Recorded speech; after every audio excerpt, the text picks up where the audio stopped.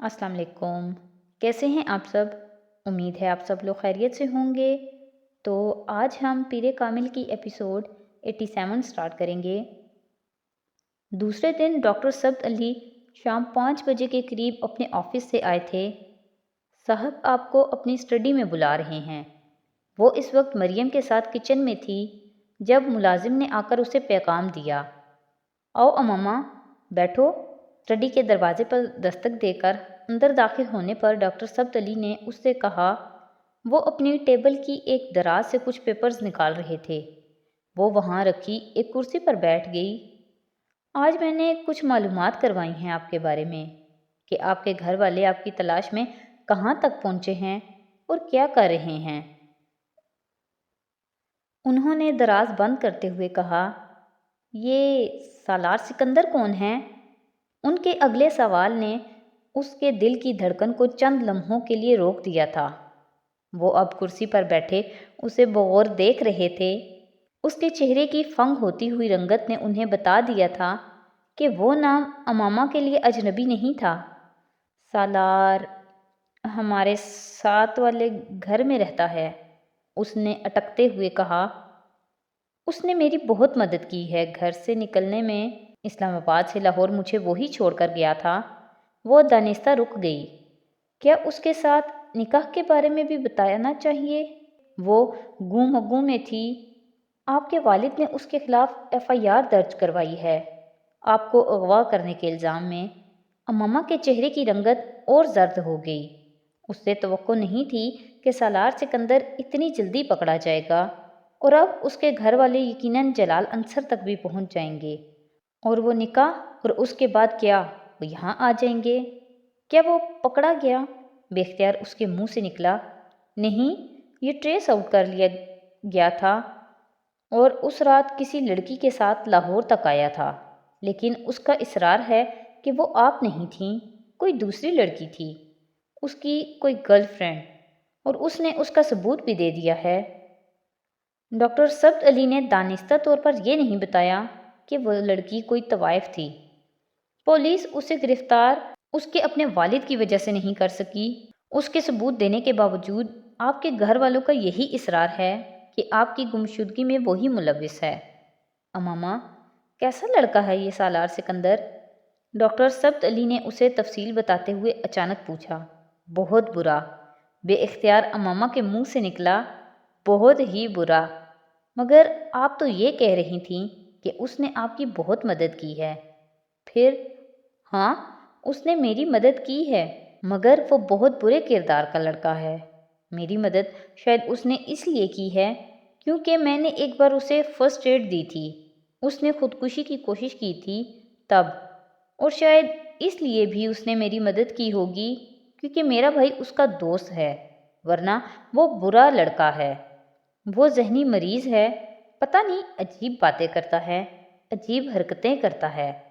अमामा के जहन में इस वक्त उसके साथ किए गए सफ़र की याद ताज़ा थी जिसमें वो पूरा रास्ता झुंझलाहट का शिकार होती रही थी।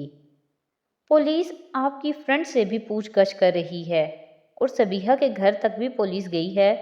सबीहा पेशावर से वापस आ गई है, मगर मरियम ने सबीहा को ये नहीं बताया कि आप हमारे यहाँ हैं।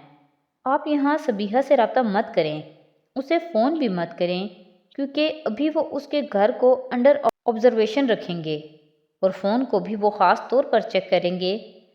बल्कि आप अब किसी दोस्त से भी फ़ोन पर कांटेक्ट मत करना, ना ही यहाँ से बाहर जाना। उन्होंने उसे हिदायत दी। मेरे पास मोबाइल है, उस पर भी कांटेक्ट नहीं कर सकती। वो चौंके। आपका मोबाइल है? नहीं, उसी लड़के सालार का है। वो सालार तक पहुँच गए तो मोबाइल तक भी पहुँच जाएंगे। वो बात करते करते रुक गए। जो कॉल आपने हमारे घर की थी वो उस मोबाइल से की थी? इस बार उनकी आवाज़ में कुछ तशवीश थी। नहीं, वो मैंने सबीहा के घर से की थी। आप अब इस मोबाइल पे दोबारा कोई कॉल ना करना, ना रिसीव करना। वो कुछ मुतमईन हो गए।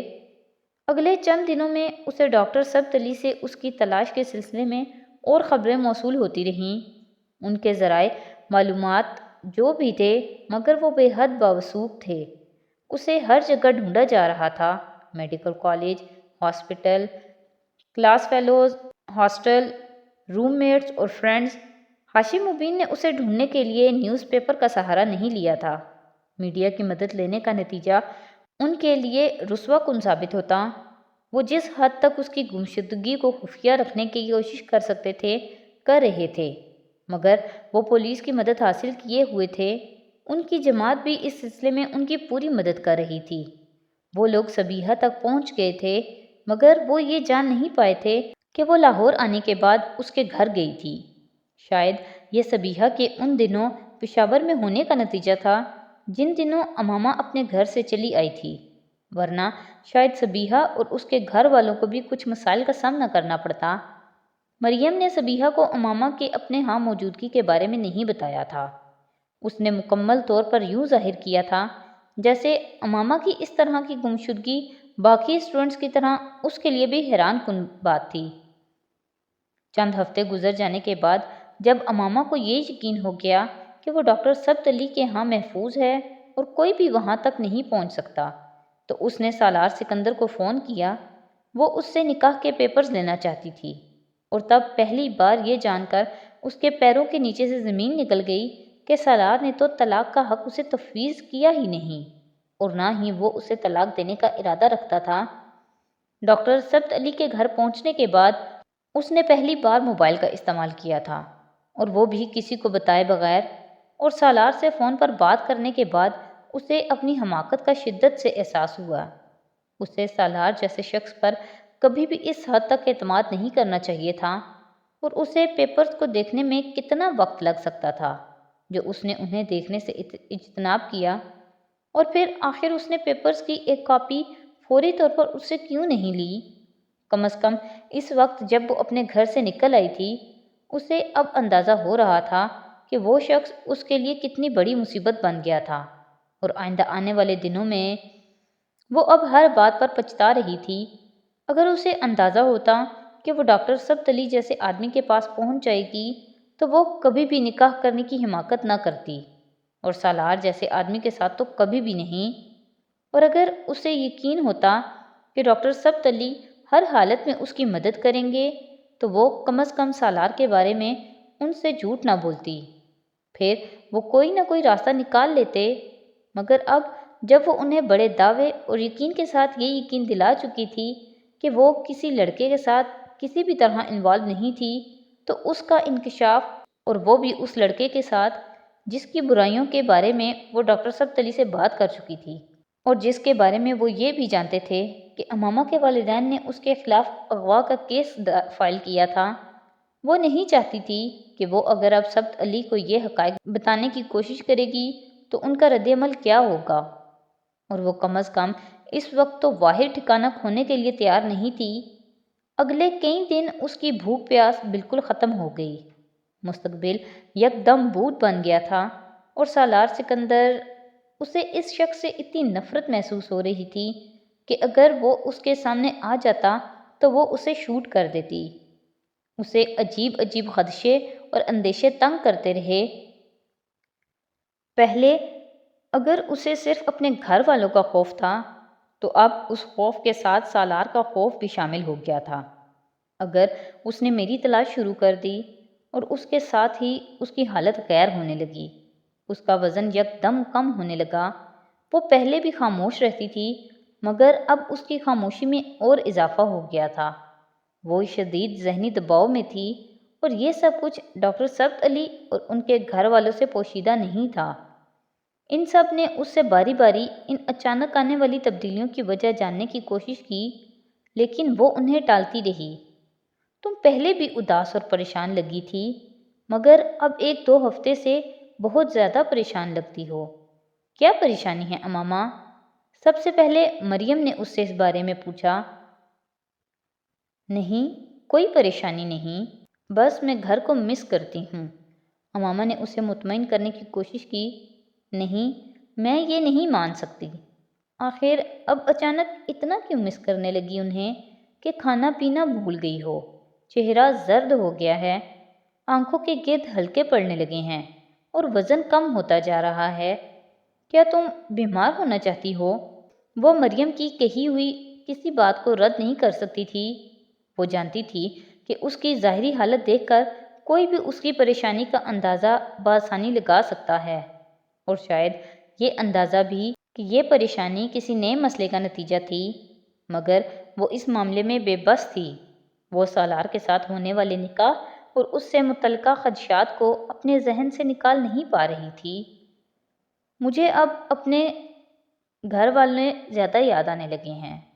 جو دن گزر رہے ہیں وہ مجھے زیادہ یاد آ رہے ہیں، امامہ نے مدھم آواز میں اس سے کہا، اور یہ جھوٹ نہیں تھا، اسے واقعی اب اپنے گھر والے بہت زیادہ یاد آنے لگے تھے۔ وہ کبھی بھی اتنا لمبا عرصہ ان سے الگ نہیں رہی تھی، اور وہ بھی مکمل طور پر اس طرح کٹ کر۔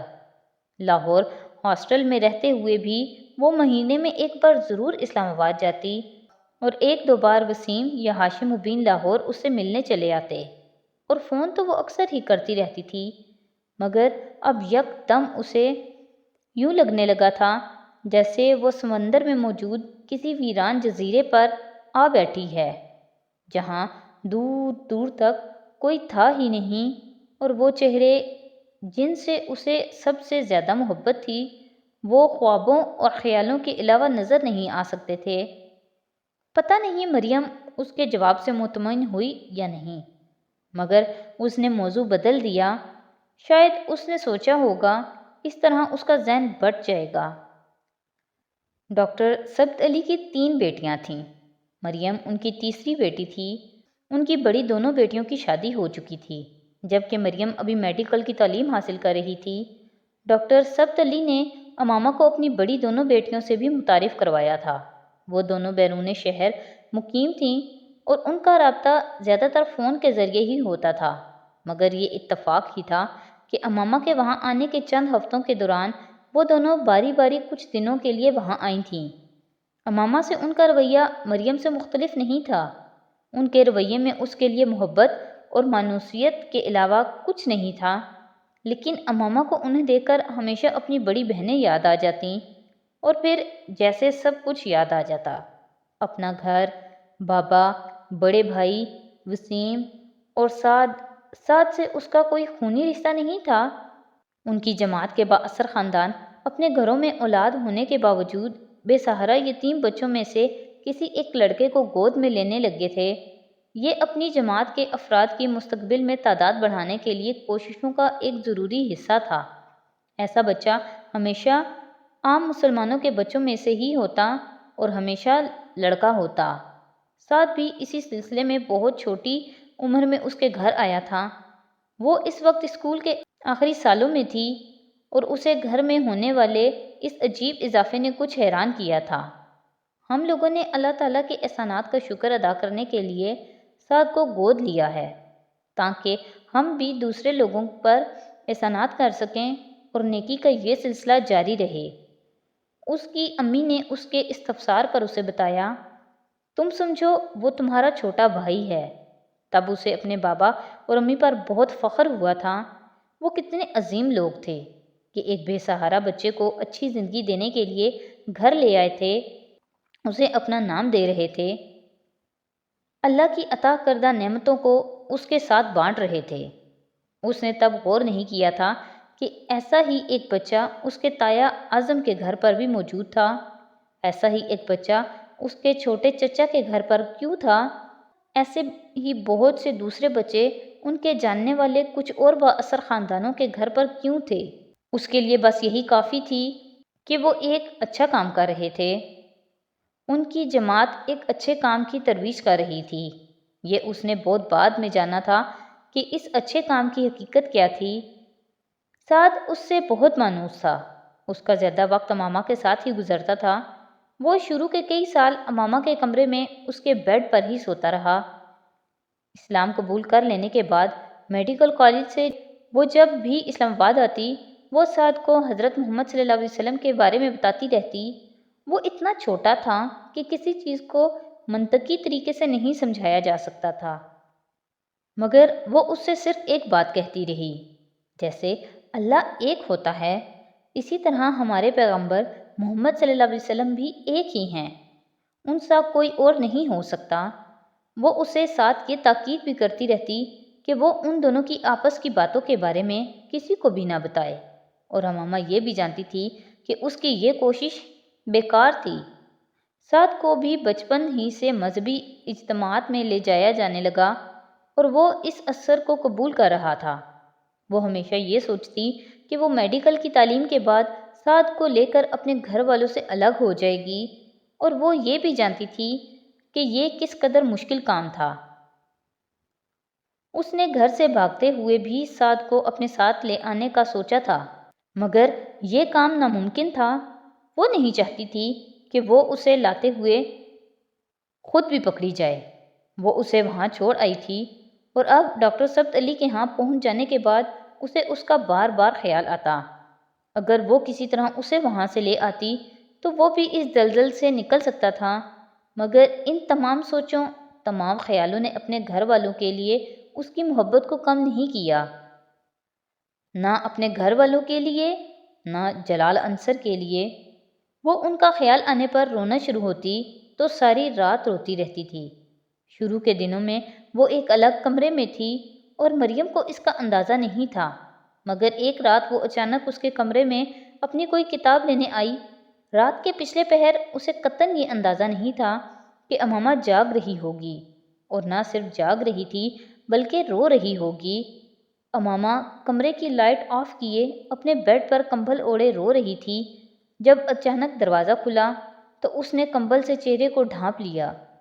وہ نہیں جانتی تھی مریم کو کیسے اس کے جاگنے کا اندازہ ہوا تھا۔ امامہ جاگ رہی ہو؟ اس نے امامہ کو آواز دی۔ امامہ نے حرکت نہیں کی، مگر پھر مریم اس کی طرف چلی آئی اور اس نے کمبل اس کے چہرے سے ہٹا دیا۔ میرے اللہ، تم رو رہی ہو؟ اور اس وقت وہ اس کے پاس ہی تشویش کے عالم میں بیڈ پر بیٹھ گئی۔